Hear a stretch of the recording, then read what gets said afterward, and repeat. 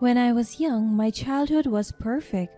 I was fortunate to be raised in an environment where I was valued and appreciated because my parents were very loving, understanding, and caring. My family came from a line of successful real estate moguls.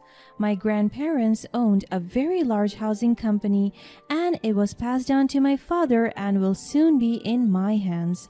All my life, I was trained to live my life as my parents did. As young as I was, my parents taught me how to do business, how to deal with finances, marketing, and investments. My mind was so centered on business. On top of that, my family also has lots of businesses other than real estate. My grandmother was an educator and she owns a share in different top universities in the world. Many people would say that I have a perfect life, but despite the wealth and comfortable life that I have, my parents never raised me to become spoiled. Even though they want me to thrive in the same field as them, they also encourage me to seek individuality and growth by pursuing my passion and the things I like. But it just happens that I do love business and I pictured myself becoming a successful businesswoman. On top of that, I grew up in a very healthy environment where words of affirmation and wisdom are very much abundant. My mother Maria always advised me to be empathetic and generous towards others. I could still remember one of the most significant conversations that we have that altered my perception of life. Mom, why is it essential for me to be humble despite our wealth? I asked her as she was brushing my hair softly. She smiled at me. It was so genuine that I could even feel my heart melting.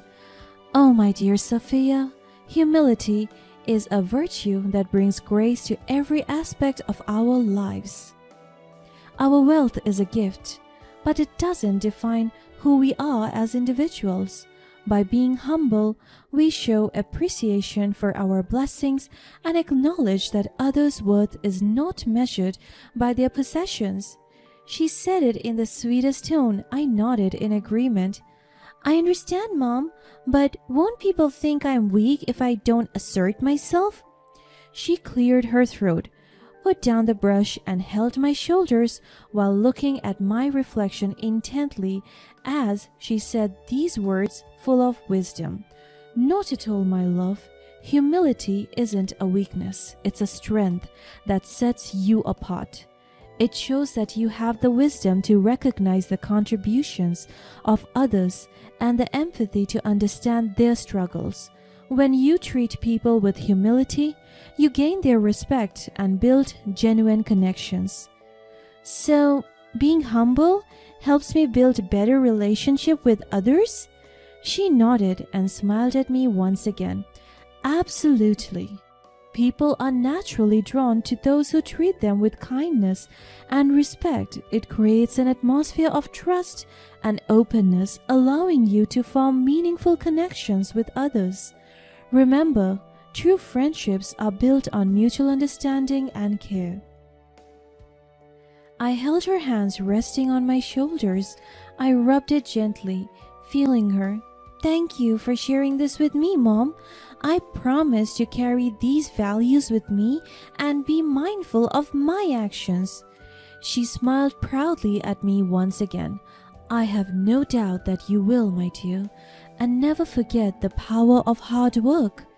Our wealth may offer opportunities, but it's your determination and effort that will pave the way to success. Don't shy away from challenges. Embrace them with enthusiasm and do whatever you want to do. Live your life according to your terms. I will, Mom. I'll work hard to achieve my goals and make you proud. I'm already proud of you, Sophia. Your kind heart and eagerness to learn are the greatest gifts any parent could wish for. Remember, no matter what heights you reach, stay true to yourself and always remain humble. I will, Mom. Thank you for being such a wonderful guide in my life. And thank you for being the light of my life. I love you, my dear. She extended her hands for a hug. I love you too, Mom. And I hugged her so tight. My mom was an integral part of my life, and she molded me to become who I am today. I never heard her get angry at me. She never yelled harshly or scolded me. But instead, she talked to me with love and respect. I loved her so much that it took me many years to recover from her sudden death. Her illness crept in and took over her body. I was 13 at that time and I couldn't see myself without my mother. And when the doctors declared that she was dead, the entire hospital saw how bad my breakdown was. I cried and cried that I even wanted to hug my mother's dead body. I was so devastated. I felt like my world crumbled. But I listened to her. All of her advice, I kept them alive in my heart. I followed what she said. I humbled myself and I started to give out to people resources and my gift. I lived my life according to my plans, with my mother's life anchoring me. I love her so much, so I decided to study hard and make a name for myself. As I grew older, I saw the value of a career. My father immersed me in his life, our life as businessmen. And as I grew older and as I lived out my life in the serene beauty of the province, I had never given much thought to pursuing higher education. My family's real estate business provided stability and comfort, making me feel that my future was already set in stone. The idea of college seemed unnecessary, and I was content managing our family's affair in the tranquil surroundings of our hometown. So, as soon as I graduated high school, I started to focus my attention, exert all my efforts on my business. In the business field, there was no discrimination. They won't criticize me for having no degree. It was all about determination and hard work. However, life has its way of presenting us with unexpected opportunities and challenges. As I watched the real estate market evolve and new possibilities arise, I felt an undeniable urge to explore the vast potential of the city. The decision to move away from the familiar surroundings of my upbringing was daunting, but I knew deep down that I wanted to make a mark beyond the boundaries of my provincial haven. It became my safe space for so long, and I feel like it's giving me the comfort to not seek growth. I also want to outgrow my childhood and start living life as an adult. Also, I decided that when I move to the new city, I won't use any of my family's influence to my advantage, but instead I will start everything from scratch and make my way to the top through my efforts. With a mix of excitement and trepidation, I ventured into the city eager to carve out a new path for myself and my family's real estate business. Little did I know that this change would not only alter my professional trajectory but also introduce me to someone who would turn my life upside down. I was establishing my life in the city when I met my husband. His name was James, and he was a man of prestige, holding a coveted master's degree from none other than Harvard. We met through a business meeting. He was a business degree holder, and I was pitching for my real estate business that day. We find each other close immediately. We talk about business until it became sweeter. Our conversations were low-key flirting, and I felt giddy every time we made eye contact. And with no further ado, after 2 months of talking and courting, we started dating. At first glance, he appeared impressive and refined, but it wasn't long before I glimpsed the darker shades of his character. James exuded an air of arrogance, often looking down upon those he deemed inferior to him. I could still remember how badly he talked about his one co-worker. Can you believe John's audacity to think he can compete with me in the business world? He's nothing more than a mediocre entrepreneur completely out of his league. I was shocked by his sudden remarks. James, that's a harsh thing to say. John is trying his best just like everyone else. We should respect his efforts and hard work. He laughed at me as if I said something funny. Respect? For someone who's not cut out for this industry? Spare me, Sophia. Respect is earned, not handed out like candy to anyone who decides to play in the big leagues. But everyone deserves some respect regardless of their success or failures. We shouldn't judge others based on their achievements alone. He laughed condescendingly again. Oh, Sophia, you're too naive sometimes. In the real world, it's survival of the fittest. If John can't keep up, he will be crushed. It's as simple as that.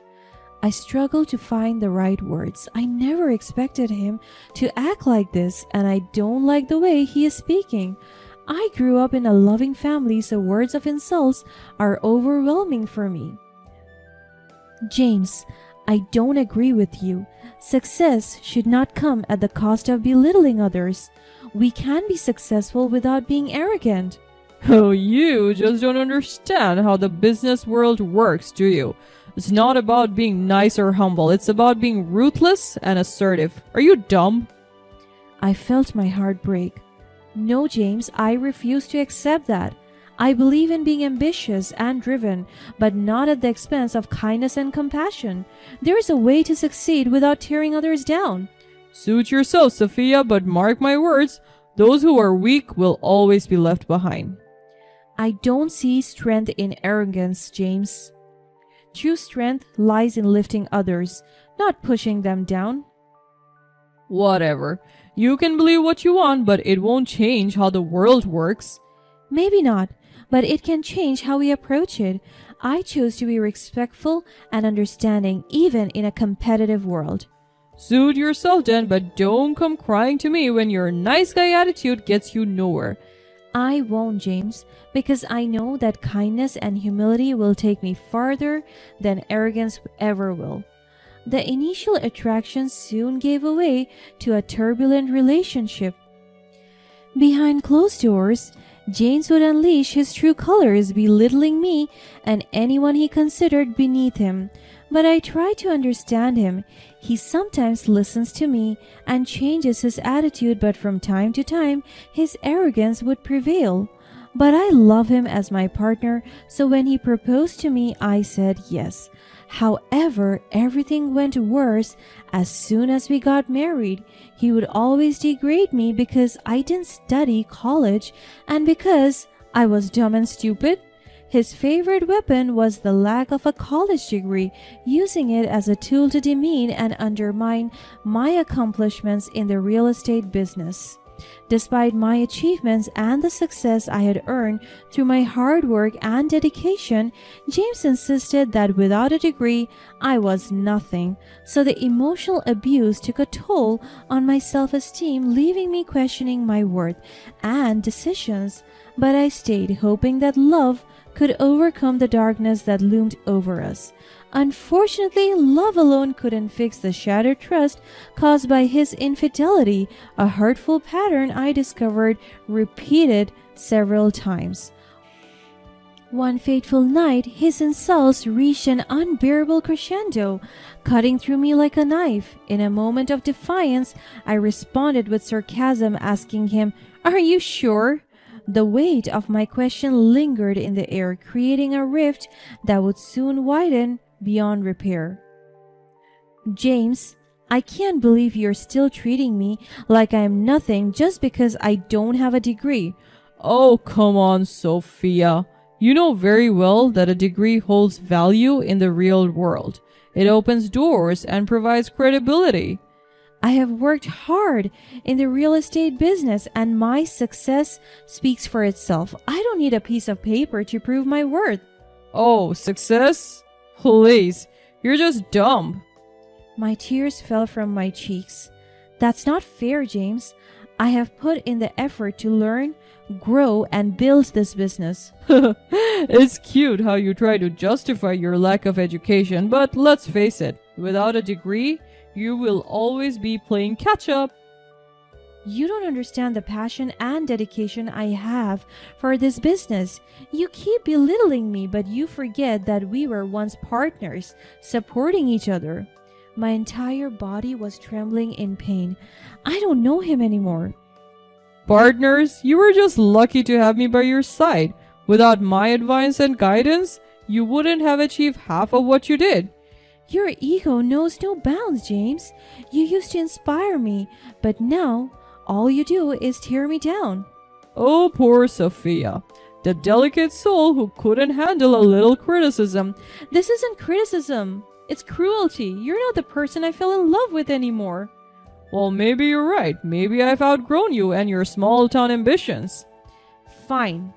If that's how you feel, maybe it's time we go our separate ways. I deserve someone who respects and supports me. Suit yourself. You'll soon realize you'll be nothing without me. No, James. I'll be everything I need to be. Strong, capable, and free from your toxic influence. Little did he know about the old money background I hailed from, as I had chosen not to flaunt my family's wealth or social standing. The following day, I confided in my grandmother, who held a prestigious position as the chancellor of Harvard University. Her wisdom and influence were unmatched, and I sought her help to free myself from the clutches of an abusive relationship. With a heavy heart, I revealed the painful truth about my marriage to James and the emotional torment I had endured. My grandmother, a fierce protector of her family, took immediate actions. She wielded her power discreetly, ensuring that James's records at Harvard were revoked, rendering his precious degree meaningless. Without the golden ticket that once defined him, James's life spiraled into chaos. He lost his job, his reputation was tarnished, and he found himself facing the consequences of his actions. My revenge wasn't a vindictive scheme. It was an act of self-preservation, breaking free from a toxic cycle that threatened to consume me. As the dust settled, I found solace in my real estate business, which flourished in the absence of James's negativity. My passion and drive for success grew exponentially, and I embraced my independence with newfound appreciation. Beyond my professional achievements, I embarked on a journey of personal growth. I sought healing through therapy, surrounded myself with a supportive network of friends and mentors, and focusing on nurturing my passions, including painting. Art became a medium through which I expressed my emotions, and I held an exhibition that not only showcased my talent, but also raised awareness about the plight of emotional abuse survivors. As the years passed, I transformed from a wounded soul into a woman with strength, resilience, and self-love. My real revenge was not in destroying James, but in rising above his toxicity, reclaiming my identity, and embracing my worth as more than just a degree or title. Today, I stand tall, a testament to the power of resilience and the triumph of the human spirit. My Harvard graduate husband may have once claimed that I was nothing without him, but I have proven that I am everything I need to be. A woman who holds her head high, unshaken by the judgment of others, and fiercely committed to creating her destiny. The road to recovery was not without its challenges, but with each step, I felt stronger and more determined than ever before.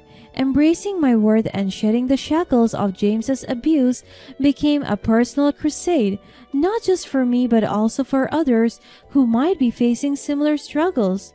Drawing from my own experience, I decided to establish a foundation to support survivors of emotional abuse. I named it Rise Above, a symbol of empowerment, resilience, and triumph over adversity. Through the foundation, we offered counseling, legal assistance, and financial support to those in need. I knew that I couldn't undo the pain I endured, but I could make a difference in the lives of others.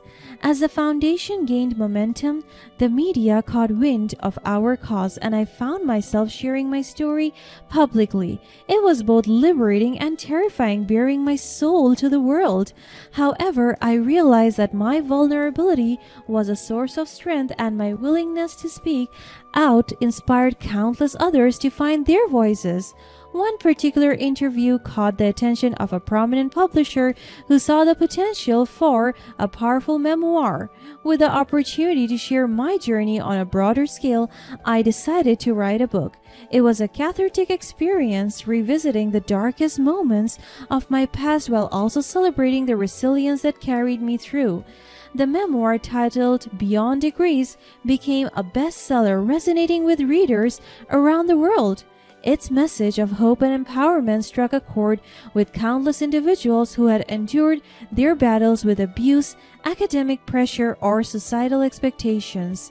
The success of the book opened new doors for me, allowing me to speak at conferences, seminars, and workshops where I shared my story as a motivational speaker.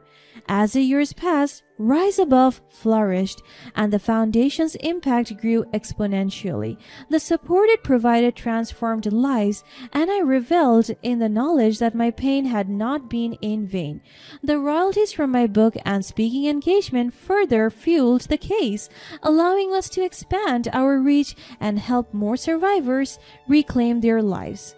Beyond the foundation's success, my real estate business continued to thrive, reaching unprecedented heights.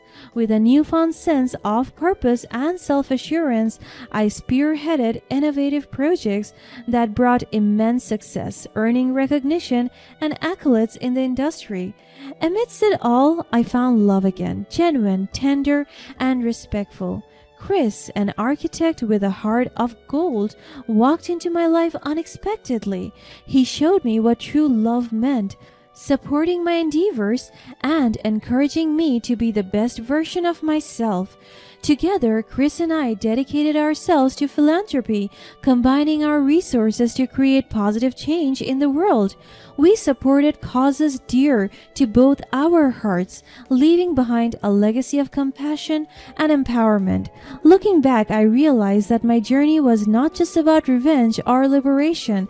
It was about transformation and embracing the person I had always been, even when others failed to see it.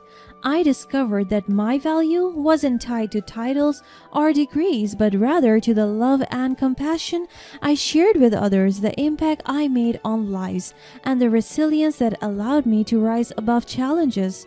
Today, I stand tall, not as a victim or a survivor, but as a conqueror of my destiny. My Harvard graduate husband once told me that I was nothing without him, but he couldn't have been more wrong.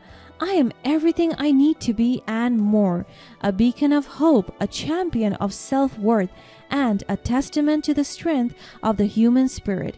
In the end, I found that the most profound revenge was not in seeking retribution against James, but in becoming the person he could never comprehend. A woman who had turned her pain into power, her scars into stars, and her past into the foundation of a brighter future for herself and others.